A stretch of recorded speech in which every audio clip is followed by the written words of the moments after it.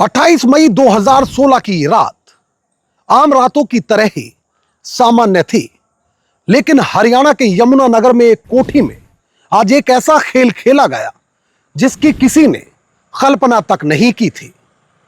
चैन की नींद लेने बिस्तर में गया एक करोड़पति आज हमेशा के लिए खामोश हो गया। लेकिन सवाल है कि ये क्या महज मौत थी या फिर पर्दे के पीछे कोई बड़ा खेल। आज बेपर्दा में उठेगा उस राज से पर्दा जिसने रिश्तों की नींव हिला दी।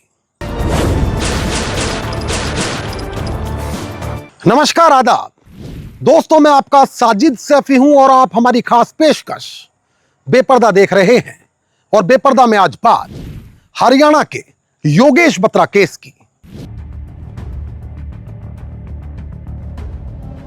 तारीख 28 मई 2016। वक्त सुबह के लगभग 5 बजे।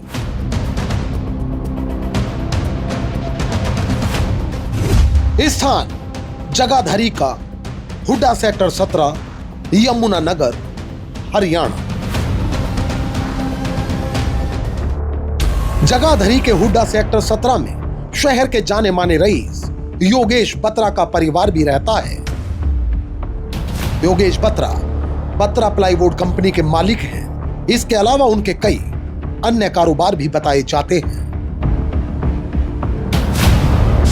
2 मंजिला उनकी कोठी में योगेश पत्नी प्रियंका के साथ ग्राउंड फ्लोर में बेडरूम में सोए थे। उनकी नाबालिग बेटी ऊपरी मंजिल के कमरे में सो रही थी। प्रियंका रोज सुबह जिम जाती थी और योगेश मॉर्निंग वॉक पर। लेकिन आज कुछ अलग था। प्रियंका ने उन्हें उठाने की कोशिश की पर योगेश नहीं उठे। प्रियंका घबराई हुई आवाज में, योगेश, उठो योगेश, क्या हुआ? कुछ तो बोलो। हे भगवान, क्या हुआ मेरे पति को?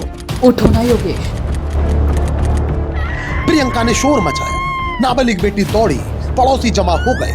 हर किसी के मन में बस एक ही सवाल था, कैसे 27/28 मई 2016 की रात चैन की नींद ले रहा एक करोड़पति इंसान हमेशा के लिए सो गया। क्या हुआ उस रात? क्या यह कोई प्राकृतिक मौत थी या कोई ऐसा षड्यंत्र जिसने पूरे हरियाणा को हिला दिया? पहले जानिए प्रियंका ने योगेश के पिता सुभाष बत्रा को क्या बताया। प्रियंका रोते हुए, पापा जी, योगेश नहीं रहे। वो रात अचानक घबरा कर उठे थे। चेहरे पर घना पसीना था और फिर बिना कुछ बताए सो गए। शायद उन्हें साइलेंट अटैक हुआ है। पड़ोसियों की मदद से योगेश को अस्पताल ले जाया गया। डॉक्टरों ने उन्हें मृत घोषित कर दिया। उत्तराखंड से उनके माता पिता सुभाष और कमलेश बत्रा भी मौके पर पहुंचे। हिंदू रीति रिवाज के साथ उनका अंतिम संस्कार हुआ। मगर कहानी यहीं खत्म नहीं हुई। यहां से इस कहानी का एक नया अध्याय शुरू हुआ। योगेश की मौत के कुछ समय बाद प्रियंका का व्यवहार बदल गया। उन्होंने अपने जिम ट्रेनर रोहित को घर बुलाना शुरू किया। बत्रा परिवार का बिजनेस अब प्रियंका के हाथ में था। योगेश के माता पिता को घर से हटाने की कोशिश की गई। बच्चों को देहरादून में पढ़ाई के लिए भेजा गया।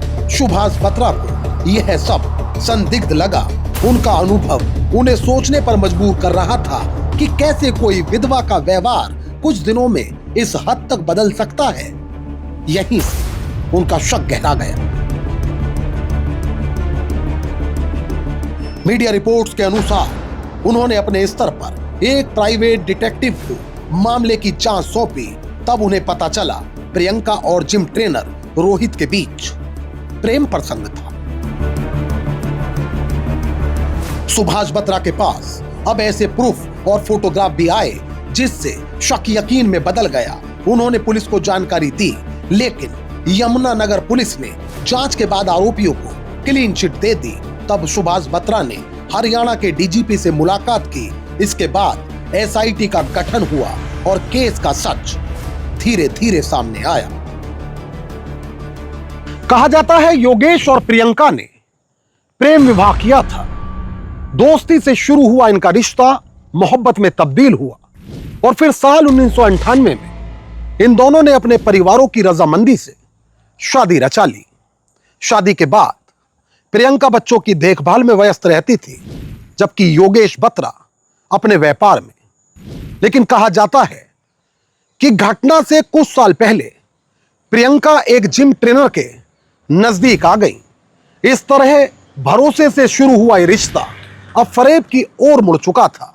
कहा जाता है और आगे चल के इसी रिश्ते में मोहब्बत और भरोसे का बेरहमी से कत्ल हुआ। हाँ, मैंने ही अपने पति का कत्ल कराया। मैं रोहित के साथ अपनी जिंदगी बिताना चाहती थी। हमने मिलकर योगेश की हत्या की साजिश रची, 2 कॉन्ट्रैक्ट किलर्स को बुलाकर हत्या कराई। प्रियंका पुलिस के सामने अपना गुनाह तो कबूल कर चुकी थी, लेकिन इसे साबित करना सुभाष बत्रा के लिए आसान नहीं था। चूंकि योगेश बत्रा की हत्या के बाद बिना पोस्टमार्टम के ही उनका अंतिम संस्कार करा दिया गया था। खैर, 74 वर्षीय पिता ने दिन रात मेहनत की। एफआईआर दर्ज कराना, जासूस से सबूत जुटाना, कोर्ट तक मामला पहुंचाना, यह सब कुछ उन्होंने खुद किया।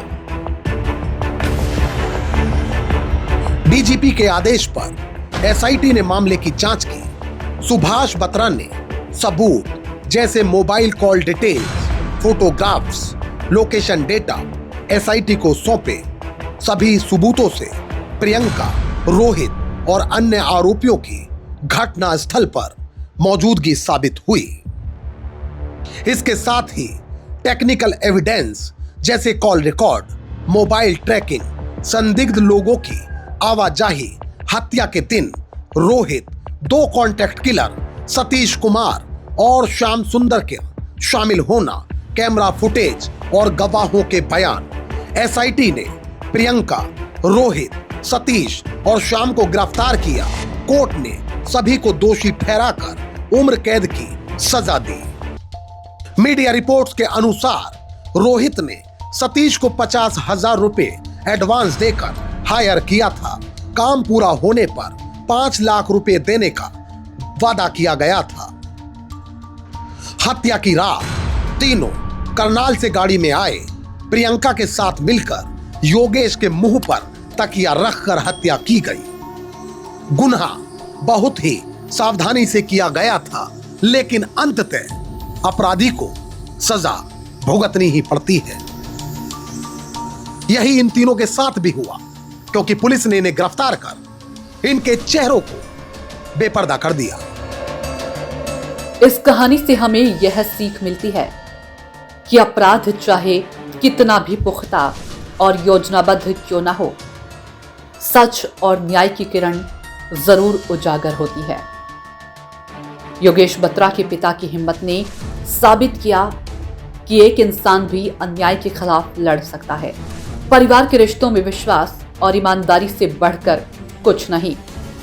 हमें अपने मन को लालच, द्वेष और नफरत से बचाना चाहिए।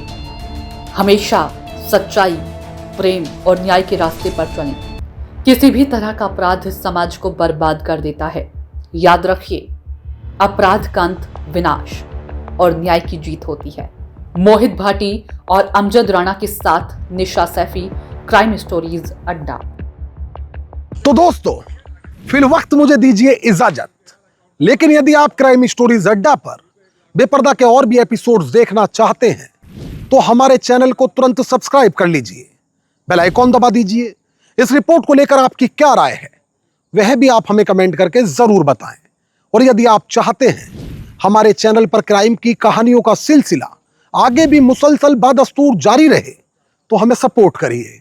हमारे वीडियोस के लिंक को ज्यादा से ज्यादा लाइक और शेयर करिए।